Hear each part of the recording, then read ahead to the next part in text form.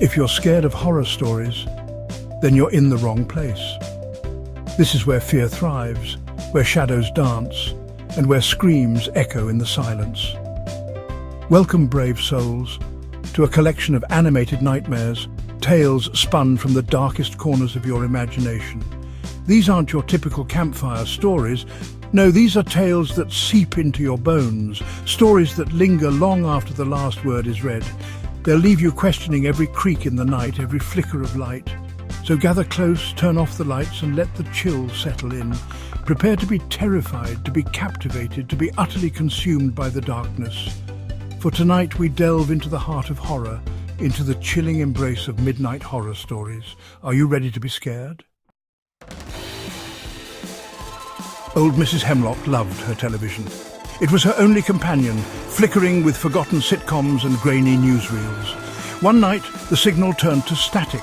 A face emerged, pale and gaunt, whispering her name. "Help me," it rasped, the voice a chilling echo from the void. Mrs. Hemlock, though frightened, felt strangely drawn to the spectral figure. It claimed to be her grandson, trapped on the other side. Night after night, the face returned, its pleas growing more desperate, its tone more demanding. The static became a portal, a chilling connection between the living and the unknown. Mrs. Hemlock, consumed by her grandmother's love, ignored the warnings gnawing at the edges of her mind. One stormy evening, the face emerged once more, but it was different.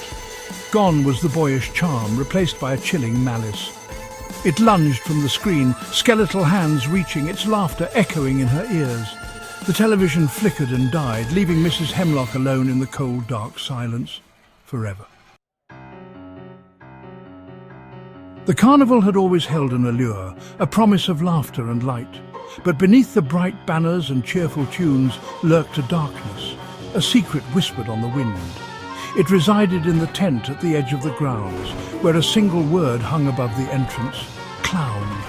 Inside, bathed in the eerie glow of a single spotlight, stood Bobo.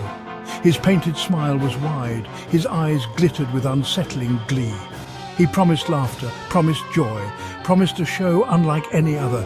A young boy, lured by the clown's charisma, volunteered for the final act. Bobo's grin widened, revealing rows of sharp, pointed teeth. The lights flickered, plunging the tent into darkness. Screams echoed, then silence. When the lights returned, Bobo stood alone, wiping a crimson stain from his oversized shoes. He winked at the terrified audience, his laughter echoing into the night. The show, it seemed, must go on. But at what cost? Section 4. Don't look down, the old woman on the bus had warned them. Don't look down, she croaked, her voice raspy with age and fear. Whatever you do, keep your eyes on the road. The group of friends, on their way to a secluded cabin in the woods, dismissed her words as the ramblings of an old woman. They joked about her warning, their laughter echoing in the confines of the bus. As they journeyed deeper into the mountains, the road narrowed, the forest pressing in on either side. The air grew heavy, thick with an unseen dread. One by one, curiosity got the better of them. They stole glances at the abyss below. What they saw chilled them to their core.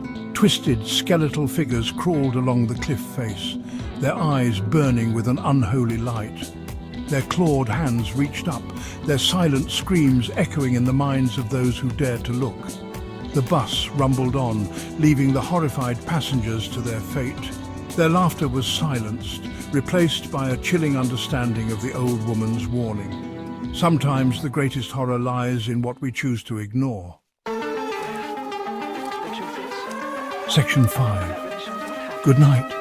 Sleep tight. The fire crackles, casting dancing shadows on the walls. The stories are done, the horrors unleashed, but their echoes linger, don't they? They whisper in the rustle of leaves, in the creak of your floorboards, in the silence between your thoughts. You think you're safe in the light of day, but darkness is always lurking, waiting for its chance to seep back in. It hides in the corners of your vision, in the spaces beneath your bed, in the reflection staring back from your mirror. So sleep tight tonight if you dare. Remember the faces in the static, the clown's chilling grin, the abyss staring back. For the horrors of the night are never truly gone. They're simply waiting to be awakened. Sweet dreams.